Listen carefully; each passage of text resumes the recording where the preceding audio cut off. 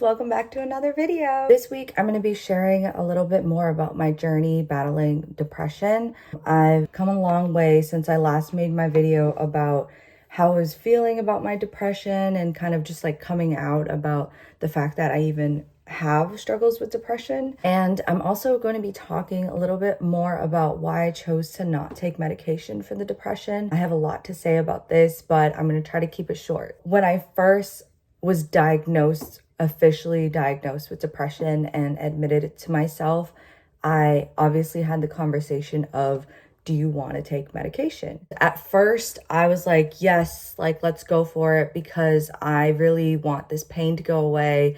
I wanted to stop fighting depression. I wanted to stop continuing to feel like I'm struggling all the time. I'm struggling to wake up. So I went to the doctors and I talked to them, and they were basically like, if you want medication, we'll prescribe it for you right away, that type of thing. It was really not a legit conversation about, okay, what does taking medication mean? What does that look like? What are the side effects? Things like that. There might have been like a brief mention of, okay, there's going to be side effects, that type of thing.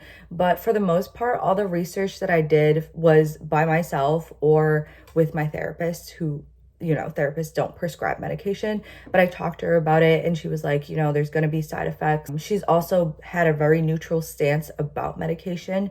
So she said that it's worked for some people. I talked to a ton of friends, people who know other people who take medication. There's a couple of people that I know that take medication themselves for depression. I also did a lot of research online. I read a couple of books about medication and depression. And the conclusion that I came to, this is my personal opinion, is that medication is just a temporary band-aid for depression. I do know that it works for some people and that they feel really differently after they take medication.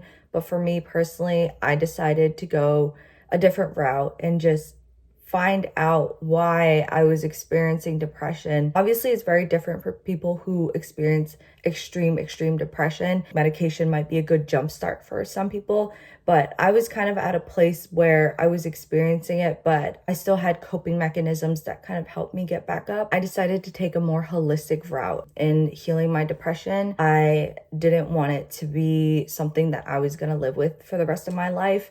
And I wanted to get to the bottom of why. But this video is more of like a how rather than a why, because I feel like why people are depressed and why depression is such a huge thing nowadays is a very complicated answer. It has so many factors that plays into it. But the how that I've been able to figure out has really helped me answer the why.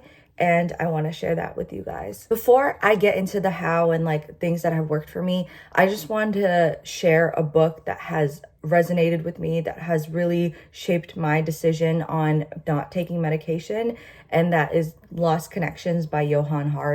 In this book, he talks about how he's taken medication for a very long time and has eventually built tolerance to it, and his depression still didn't like fully go away because he wasn't solving the why. So I highly recommend this if you really want to just understand depression and find hope, because that's literally in the title. I just want to preface this by saying that everything that I share is out of a place of compassion. When we try these new coping mechanisms and these new habits, it's going to be really hard. I want you to be compassionate with yourself when you do try them. Having my depression has taught me that there is nothing wrong with me. There's just something wrong with what's going on externally, and I need to acknowledge it. And it's letting me know like, hey, this is a huge red flag, like whatever it might be. So be compassionate towards yourself. There's nothing wrong with you. There's nothing wrong with you feeling the way that you do. My first thing that I started doing, which I hope everyone can do in moderation, is starting to track my emotions. I know there's like a lot of emotional trackers out there.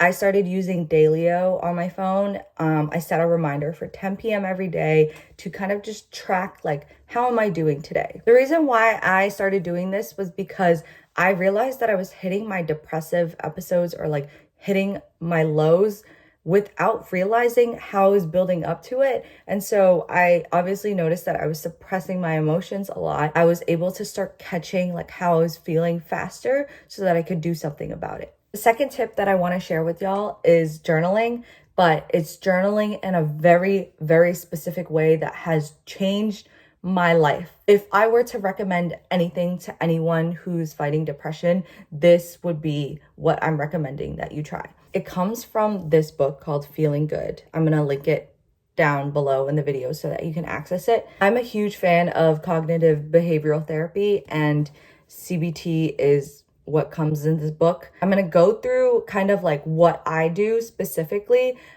This also is in the book. So you kind of have to read it because it gives a lot of context. There's research behind it. The background of this book is understanding that there is a lot of negative thoughts behind our depression. Those negative thoughts have a tendency to take us into a spiral, and it kind of kicks us into depression or some of our depressive episodes. So what it does is it helps us break down all these irrational negative thoughts. Then it walks you through the steps of how you can start undoing those negative thoughts so that it doesn't take over your life. A type of negative thought that many of us have is should statements. So if we use anything, for example, right? I should have gone to the gym today if you didn't go to the gym, right? Or if you had homework and you didn't do it, I should have done homework. I should do this. I should do that. These should statements create a heavy sense of guilt and shame that we didn't do these things. And it kind of like sends us into a spiral of like, we're not good enough or we're not worthy enough because we didn't do these things. It makes us feel like we're lazy. It makes us genuinely believe that there's something wrong with us. Specifically with this way of journaling, it starts off with a chart, right? So you do like a little chart that you used to do in like middle school or whatever. And at the top, you're going to have situation. So the situation that has kind of made you feel that way. I've made this my own version. I do things like a little bit differently than what the book does, but it has worked for me. So I'm just going to keep doing it. You have feelings in the next column, automatic thoughts in the column next to it, distortion, and then rational thoughts.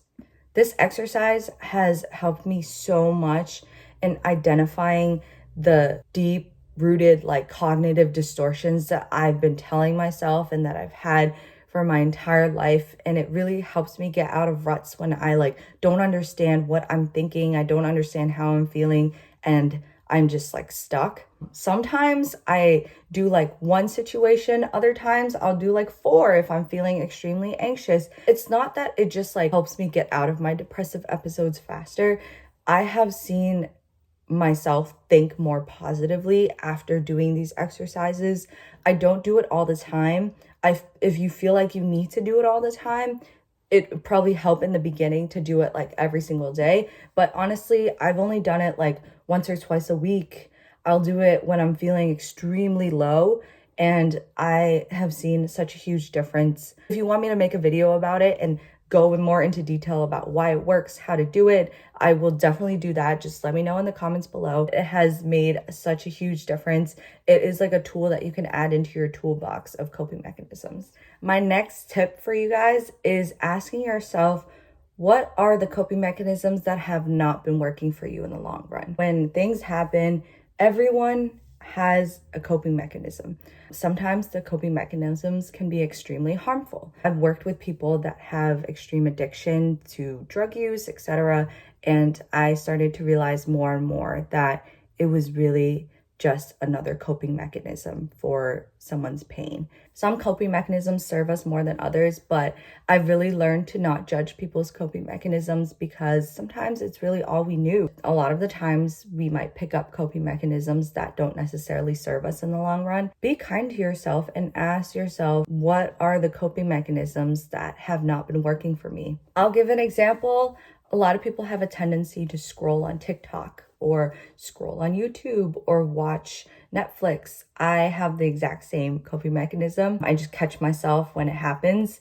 But whenever we feel we don't want to feel or feel really down, Some of us just turn to TikTok and social media to kind of like drown away our thoughts and our feelings, and that's a coping mechanism. Another coping mechanism that I have is eating. I emotionally eat a lot. When I'm feeling extremely low, I tend to crave sugary, extremely bad processed foods. I know that sometimes I let myself eat it, it's whatever, but I also know in the long run that it doesn't serve me. It makes me feel worse. I treat my body like crap if I do that. In the long run, I'm able to recognize that that's a coping mechanism that doesn't work. So I highly recommend you kind of understand your coping mechanisms better to help yourself understand, like, okay, what triggers me to do certain things. When certain feelings come up, you tend to do like certain coping mechanisms. This is also how addiction happens, right? When we want to feel good and we want pain to go away, people do turn to drugs. They turn to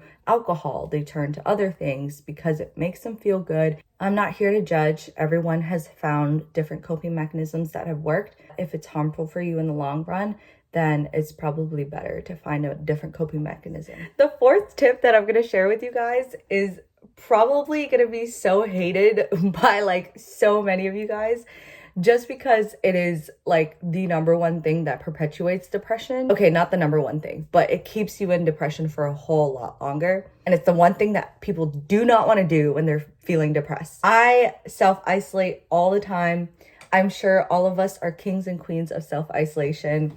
I understand it. The reason why we self-isolate is because it's so much safer to be within yourself and to be by yourself when things are getting tough. I do it all the time. When I get upset, I shut myself in my room and I cry it out until I've processed things. I still do it. I'm not going to deny that. I've had to make conscious decisions to let myself back out into the world, and it's not easy. Sometimes it's really just about hitting up a friend and saying, hey, can we just get dinner? Part of the reason why long-term self-isolation does not work is because we already feel lonely. And so when we self-isolate, we're going to feel lonelier. I do truly hope that you have at least one person in your life where you can just go to and say, hey, like, let's hang out. You don't have to talk about your depression. I don't talk about it when I'm depressed. I might just mention like, oh, I've been feeling down this week. It's been tough.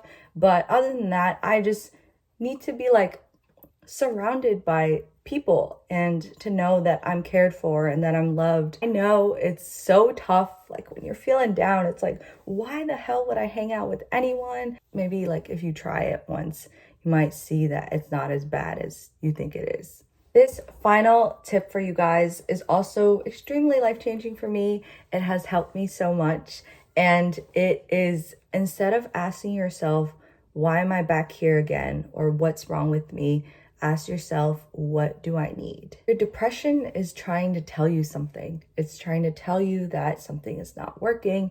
It's trying to tell you that something's wrong. When we internalize that and think of us as the problem, then it gets really hard for us to get out of the rut because it feels like we can't change anything about ourselves. We can't change anything about anything. Like, honestly, it just brings that feeling of desperation within us out, and it just feels like we've hit a wall. Many of the times I've found that I've felt like certain things can't change, but I've learned that I can change them. And sometimes it's about letting things go. It's about letting people go.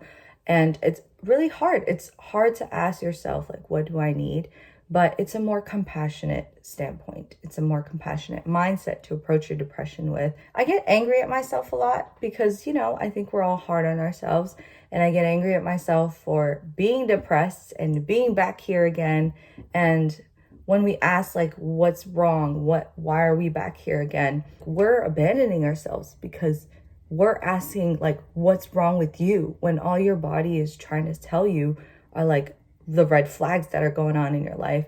That's something that I've learned to process recently, the concept of self-abandonment. I've realized that, even when we ask, like, what's wrong, there's nothing wrong with our life. We're abandoning the part of us that has feelings, the part of us that is telling us, like, we don't like this, like, this is not working for us. Now when I'm feeling down or when I'm feeling depressed or I've slipped into a depressive episode, I've learned to ask myself, like, what do I need? Because I've missed something. It makes sense because I've spent years and years of my life ignoring my own needs, that it's bound to happen like over and over again until I get it right, until I understand what my needs are. My life has genuinely gotten better. Reflecting back, I can genuinely say that I feel a lot happier as a person. So please learn to ask yourself what you need, because I hope that everyone gets their needs met. We all need that. We're human. You can learn to lean on other people to get those needs met, but really understanding it in yourself and advocating for it, being able to get those needs and knowing what you need is really important. I know a lot of people spend their life ignoring what their needs are. And in the long run, it's not helpful. I truly, truly hope that one of these things has helped you. Please try at least one of them. I know they seem very simple on the surface, but they have made a huge difference in my life. Like, I feel so much happier as a person. If you want to hear more about how you can better understand your needs and take back control of your life, come back next week, because I'll be making a video about understanding your needs and how to get them met. If you found something useful in this video, please leave a like and shoot me a comment, because I really want to hear from you guys, and I'll see you guys next time. Bye.